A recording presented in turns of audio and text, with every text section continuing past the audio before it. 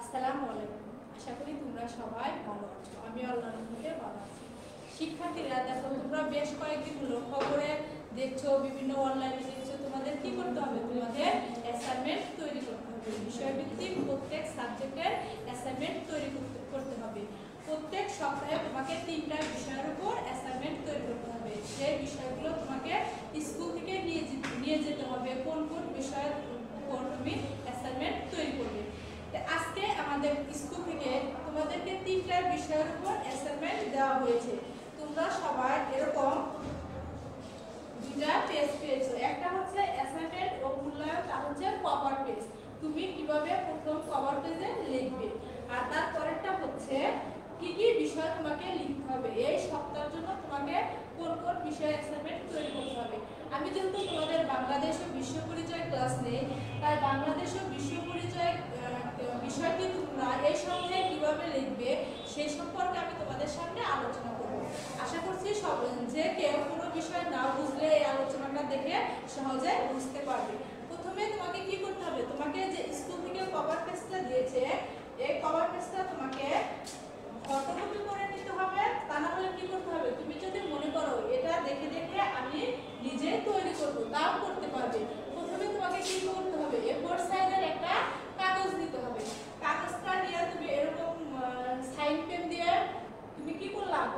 একটা বক্স আঁকালা। তারপর এখানে লিখলা কোভিড-19 পরিস্থিতিতে 2020 শিক্ষাবর্ষের পুনর্বিন্যাসকৃত পাঠ্যসূচির ভিত্তিতে, মানে এটা তোমাদেরকে নতুন করে যে সিলেবাসটা দিয়েছে সেটা বলেছে। অ্যাসাইনমেন্ট ও মূল্যায়ন, অ্যাসাইনমেন্টের শিরোনাম তুমি কোন বিষয়টি লিখবে। যেহেতু আমি তোমাদেরকে বাংলাদেশ ও বিশ্ব পরিচয় সম্পর্কে বলছি, তাহলে তোমাকে এখানে শিরোনামটা লিখতে হবে বাংলাদেশ ও বিশ্ব পরিচয়। আর সবাই তো বিদ্যালয়ের নাম জানো। তারপর এখানে বলছে ছাত্র ছাত্রীর নাম। ছেলে হলে কি ছাত্রের এখানে টিক দিয়ে এখানে তোমার নামটা লিখবা, মেয়ে হলে ছাত্রের এখানে টিক দিয়ে তোমার নামটা লিখবা। তারপর হচ্ছে বিষয় বাংলাদেশ ও বিশ্ব পরিচয়। শ্রেণী, ষষ্ঠ শ্রেণী। শাখা তোমরা জানো 6 আমাদের 3টা শাখা, A B C। তাহলে আমাকে কি করতে হবে? A B C তুমি যে শাখাতে পড়ো সেই শাখার নামটা লিখতে হবে। তারপরে রোল, এখানে কিন্তু রোল ভুল করা যাবে না। যে রোল সেই রোলে লিখতে হবে। দেখো এখানে বলছে প্রত্যাশিত ফলাফল, অতি উত্তম ভালো অগ্রগতির প্রয়োজন। এটা কি করবে? এটা কিন্তু আমরা মূল্যায়ন করব। তুমি যে লেখাটা লিখেছো সেই লেখাটা কেমন হয়েছে তার উপর ভিত্তি করে এই মূল্যায়নটা করা হবে। যদি অনেক সুন্দর হয় তাহলে লিখবো অতি উত্তম, আর যদি মোটামুটি সুন্দর হয় তাহলে লিখবো কি উত্তম, আর যদি দেখা যায় যে তুমি শুধু লিখেই গেছো সেখানে হচ্ছে ভালো, আর যদি মোটেও ভালো হয় না সেটা এখানে তোমাকে আমি কমান্ড করব অগ্রগতির প্রয়োজন, তোমাকে আরো ভালো করতে হবে। তাহলে আমাদের এটা গেল কভার পেজ। কভার পেজের কাজ শেষ। এটা প্রত্যেক বিষয়ের জন্য কিন্তু এই কভার পেজটা লাগবে। এখন দেখো তোমার এই সপ্তাহে বাংলাদেশ ও বিশ্ব পরিচয়ে কোন কোন অধ্যায়ের উপর তোমাকে এটা তৈরি করতে হবে, অ্যাসাইনমেন্টটা তৈরি করতে হবে। তাহলে দেখো বাংলাদেশ ও বিশ্ব পরিচয়ে তুমি শীটটা দেখে বুঝতে পারবে তোমাকে কোন কোন বিষয়ে তৈরি করতে বলেছে। প্রথমে বলেছে অধ্যায় 1। অধ্যায় 1 কি রয়েছে তোমরা কিন্তু সবাই জানো, আমাদের ইতিহাস পাঠ, বাংলাদেশের ইতিহাস পাঠ। বাংলাদেশটা কোথা থেকে এসেছে, কিভাবে এসেছে। তাহলে তোমাকে কি করতে হবে? তোমার যে বই রয়েছে বাংলাদেশের ইতিহাস, দেখো এই যে বাংলাদেশের ইতিহাস, এটা বাংলাদেশের ইতিহাস না? তাহলে প্রথমে তোমাকে আগে একটু সুন্দর করে মনোযোগ সহকারে পড়তে হবে। এর ভিতরে কি বলেছে সেই বিষয়টা তোমাকে আয়ত্ত করে নিতে হবে। তারপর বলেছে বাংলাদেশের ইতিহাস পড়লাম। তারপরে দেখো তোমাদের এখানে প্রশ্ন কিন্তু পাঠ উল্লেখ করে দেওয়া আছে, বাংলাদেশের ইতিহাস 1 ও 2 পাঠ। তারপর রয়েছে বাংলাদেশের মুক্তিযুদ্ধ পাঠ। বাংলাদেশের মুক্তিযুদ্ধ পাঠ রয়েছে 3, 4, 5। তাহলে বাংলাদেশের ইতিহাস আমি 1 ও 2 পড়ে শেষ করে নিব। তারপর আমি পড়ব, দেখো পুরাটুকি কিন্তু রয়েছে 1 ও 2 এর মধ্যে, তাই আমাদের কি করতে হবে? পুরাটুকি পড়তে হবে। তারপর বলেছে বাংলাদেশের মানব বসতি ও রাজনৈতিক ইতিহাস। তখন আমি কি করতে হবে? 3, 4 ও 5 পাঠটা আমাকে সুন্দর করে পড়তে হবে। পড়ে বিষয়বস্তুটা কি বলেছে, এখানকার বিষয়বস্তুটা আমাকে আয়ত্ত করতে হবে। তারপরে বলেছে বাংলাদেশের মানব বসতি ও রাজনৈতিক ইতিহাস। তাহলে কি করব? বাংলাদেশের মানব বসতি ও রাজনৈতিক ইতিহাস সম্পর্কে আমরা জানব। দেখো এটা জানলে আমাদের কি হবে? এটা আমাদের প্রথম অধ্যায়ের কাজ হবে। তারপর বলেছে আমাদের কি দ্বিতীয় অধ্যায়। দ্বিতীয় অধ্যায় বলেছে বাংলাদেশ ও বিশ্ব সভ্যতা পাঠ। দেখো বাংলাদেশ ও বিশ্ব সভ্যতা আমাদের দ্বিতীয় অধ্যায় দেওয়া রয়েছে, সেটা আমাদের কি করতে হবে? অনেক সুন্দর করে রিডিংটা করতে হবে, বাংলাদেশ ও বিশ্ব সভ্যতা। তাহলে আমরা এই রিডিংটা আমি সুন্দর করে পড়ে নিব। তারপর বলেছে পুয়ারি বটেশ্বর, এখানে কি কি রয়েছে সেই সম্পর্কে জানতে হবে। তারপর রয়েছে মহাস্থান গড়, তারপর প্রাচীন সভ্যতা, মেসোপটেমিয়ার সভ্যতা, এই সব সভ্যতাগুলো আগে আমরা রিডিং সুন্দর করে পড়ে নিব। একবার পড়ে যদি আমরা রিডিংগুলো না বুঝতে পারি তাহলে আমরা কি করব? এই জিনিসগুলো বারবার করব। প্রথম কথা তোমাকে কি? প্রথম কথা তোমাকে পাঠ 1 ও 2 যে অধ্যায়গুলো দেওয়া আছে এবং যে পাঠগুলো ওখানে উল্লেখ করা আছে সেই পাঠগুলো আগে পড়ব, পড়ে শেষ করে নিলাম। এখন আমি লিখবো কিভাবে? আমাকে যে লিখতে হবে এই বিষয়টার উপর আমি কিভাবে লিখবো? তোমাকে আগে প্রথমে দেখো আমাদের তোমাদের যে শীটটা দেওয়া আছে ওখানে দেখো লেখা আছে অভিভাবকদের প্রতি পরামর্শ। তোমাদের কি অভিভাবকরা তোমাদের কি করবে? শিক্ষার্থী তোমরা যারা স্কুলে আসবে তাদেরকে স্বাস্থ্যবিধি মেনে স্কুলে আসতে হবে। অনেকে আজকে স্কুলে এসেছো স্কুল ড্রেস পরে, স্কুল ড্রেস পরে কিন্তু স্কুলে আসা যাবে না, অনেকে মাস্ক পরে আসতে হবে। মাস্কটা অবশ্যই পরে আসতে হবে আর নিজের স্বাস্থ্যের কথা নিজেরই সচেতনভাবে মেনে চলতে হবে।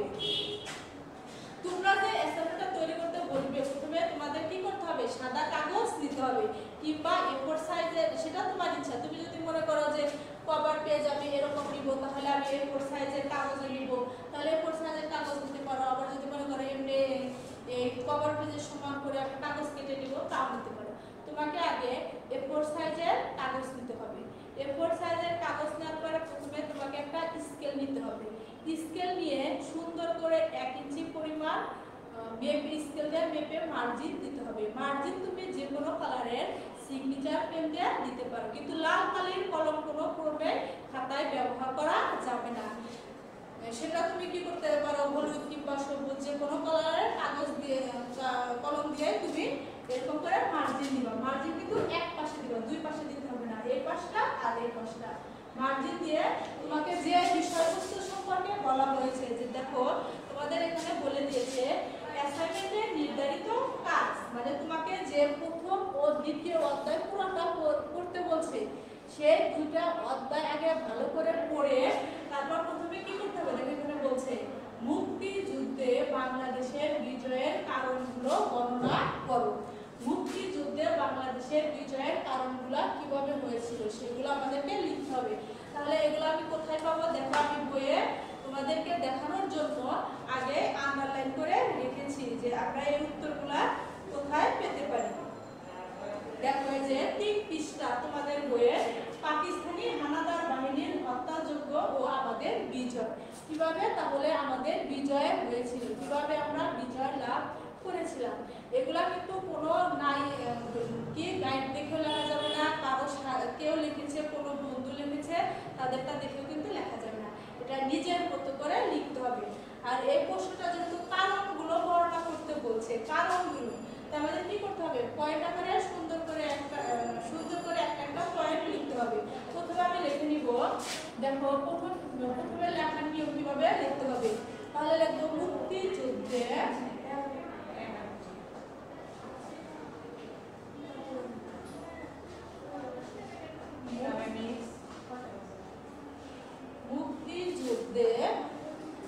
বাংলাদেশের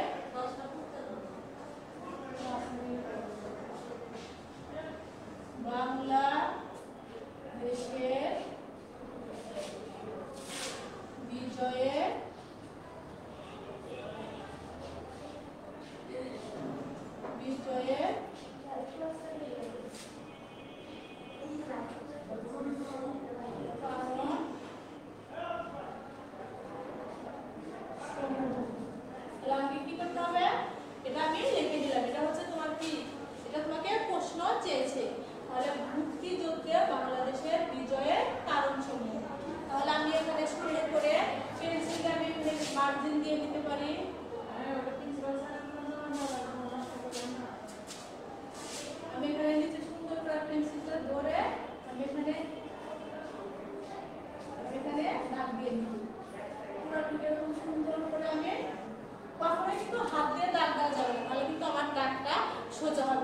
আমাকে কি করতে হবে, স্কেলটা ধরে ধরে দাগ দিতে হবে। তাহলে আমি লিখলাম মুক্তিযুদ্ধে বাংলাদেশের বিজয়ের কারণসমূহ। 1 নাম্বারটা আমাদের প্রথমে এরকম, তখন আমি কি করব, পয়েন্ট দিয়ে দিয়ে সুন্দর করে লিখব। মুক্তিযুদ্ধে বাংলাদেশের বিজয়ের কারণসমূহ। একটা প্রথম কারণ আমি তোমাদেরকে বলে যে কি, বাঙালিদের সহযোগিতা কিংবা বাঙালিদের ঐক্যবদ্ধতা। এরকম আমরা যে কয়েকটা কারণসমূহ পারি সেভাবে আমরা সুন্দর করে লিখব। তোমাদের বইয়ে কিন্তু ওরকম পয়েন্ট করে করে দেওয়া নেই, তোমাদের বইয়ে একবারে দেওয়া আছে। তাহলে আমাদের কি করতে হবে, আমাদের এরকম পয়েন্ট করে করে লিখতে হবে। তাহলে 1 নম্বর প্রশ্নটা গেল। দেখো শিক্ষার্থীরা, তোমাদের আরেকটা বিষয় খেয়াল রাখতে হবে, তোমরা এই পেজে লেখা যে লিখে তোমার এই পেজটা শেষ হয়ে গেল। আমরা কি করি সাধারণত এই পেজে লিখি, এখানে কিন্তু লেখা যাবে না, আবার এই পেজে লিখতে হবে। আমাদেরকে একটা পেজে 1 পৃষ্ঠায় লেখা যাবে, অপর পৃষ্ঠায় কিন্তু লেখা যাবে না। এই কথাটা তোমাদেরকে সকল বিষয়ের ক্ষেত্রে মনে রাখতে হবে। আরেকটা কথা, লেখার সময় কাটাকাটি করা যাবে না, অক্ষর স্পষ্ট হতে হবে।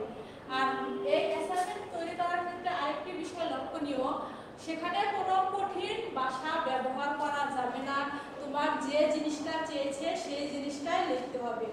অযথা কোনো শব্দ লিখে এটা বড় করার কোনো দরকার নেই। আমরা যেন একটু পড়ে বুঝতে পারি, দেখে বুঝতে পারি যে না, আমার এই শিক্ষার্থীটা আগে বইটা ভালো করে পড়েছে। বইটা যদি এই বিষয়টা যদি আগে ভালো করে রিডিংটা কয়েকবার করো, তাহলে কিন্তু উত্তর লেখার জন্য কারো সাহায্য সহযোগিতা নিতে হবে না। তাই বারবার বলছি যে আগে রিডিংটা করবা, তারপর হচ্ছে লিখবা। কোনো কঠিন শব্দ ব্যবহার করা যাবে না, তারপর হচ্ছে কাটাকাটি করা যাবে না, অযথা বড় করা যাবে না। তারপরে যে যে প্রশ্নের উত্তরটা চেয়েছে, টপিক বিষয়টা চেয়েছে, এইটাই কি করতে হবে, সেটাই আমাদেরকে লিখতে হবে। এটাই হচ্ছে কি অ্যাসাইনমেন্ট তৈরির প্রধান কাজ। তারপরে দেখো আমাদের কিছু নিয়মাবলী রয়েছে, সেই সম্পর্কে তোমাদেরকে বলছি যে আর কি কি নিয়ম আমাদেরকে মেনে চলতে হবে। প্রথমেই রয়েছে আমাদের সেই বিষয় সম্পর্কে আগে আইডিয়া নিতে হবে, পরিকল্পনা নিতে হবে। তারপর উপস্থাপনা, আমি কিভাবে লিখবো সেটা আগে নিজে নিজে মনে মনে স্থির করতে হবে। ফর্সা ও তথ্য, তুমি যদি মনে করো আলাদা একটা আমি ফর্সা কাগজ আগে লিখে নিব, এই টপিকের উপর আমি লিখবো, তাও করে গেলাম। ছোট বাক্য, কোনো ফর্মে বড় করে লেখা যাবে না, ছোট ছোট বাক্য করে লিখতে হবে। হয়েছে দীর্ঘ উচ্ছেদ না, মানে বড় উচ্ছেদ লেখা যাবে না, ছোট করে লিখতে হবে। এটাই হচ্ছে তাহলে এই বিষয়গুলো আমরা কি করতে হবে, এই বিষয়গুলো আমাদেরকে মনে রাখতে হবে। তারপর দেখো আমি একটা পয়েন্ট এখানে আলোচনা করলাম, মুক্তিযুদ্ধে বাংলাদেশের বিজয়ের কারণগুলো। তাহলে এখানে যে কারণগুলো হয় সেই কারণগুলো আমরা লিখব। তারপর দেখো তারপরের প্রশ্নটা কি বলেছে, তারপরের প্রশ্নটা বলেছে ভারত উপমহাদেশের বিভিন্ন প্রাচীন সভ্যতা ও রাজবংশ সমূহের একটি তালিকা তৈরি করো। তাহলে এটা আমাদের কোথায় রয়েছে, দেখো আমি তোমাদের দেখো প্রথমটা যে ওরা প্রথম অধ্যায়ের পাঠ 1, 2, 3, 4 করে তুমি শিখতে পারবে। তারপর দেখো ভারত উপমহাদেশের বিভিন্ন প্রাচীন সভ্যতা রাজবংশ সমূহের তালিকা, সেটা আমি কোথায় পাবো, সেটা আমি হচ্ছে পাঠ 2 কিন্তু পেয়ে যাব। তাই আমাকে কি করতে হবে, প্রথমে পাঠগুলো ভালো করে পড়তে হবে। দেখো যে ভারত উপমহাদেশের বিভিন্ন প্রাচীন সভ্যতা কি কি ছিল, এই যে কি কি রাজবংশ ছিল, দেখো সেগুলো সম্পর্কে আমি লিখব। কি কি রাজবংশ ছিল, কোন কোন সভ্যতা ছিল, এগুলো সুন্দর করে লিখতে হবে। শেষেরটা রয়েছে সভ্যতার ইতিহাসে পারসীয়দের দুটি বড় অবদান, তারা কি কি কাজ করেছিল। দেখো পারসীয়দের সভ্যতার অবদান, প্রত্যেকটা প্রশ্ন লেখার আগে তোমাদের যে আগে ফিজিক্স গুলো আছে সেগুলোকে সুন্দর করে লিখে নিবে। আর দেখো আমরা যখন এটা মূল্যায়ন করবো, এখানে বিষয়বস্তুটা কি চেয়েছে সেটা লিখছো কিনা সেটা কিন্তু আমরা দেখবো। নির্ভুল তথ্য ও যুক্তিসম্মত ব্যাখ্যা, মানে নির্ভুল ভাবে সেটা লিখেছো কিনা।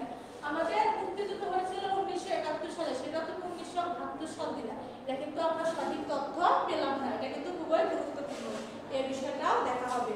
প্রশ্নের চাহিদা অনুযায়ী ধারাবাহিক উত্তর তোমাকে কতটুকু চেয়েছে, দেখো এখানে কারণগুলো বর্ণনা করতে বলছে। তাহলে কারণগুলো কিন্তু শুধু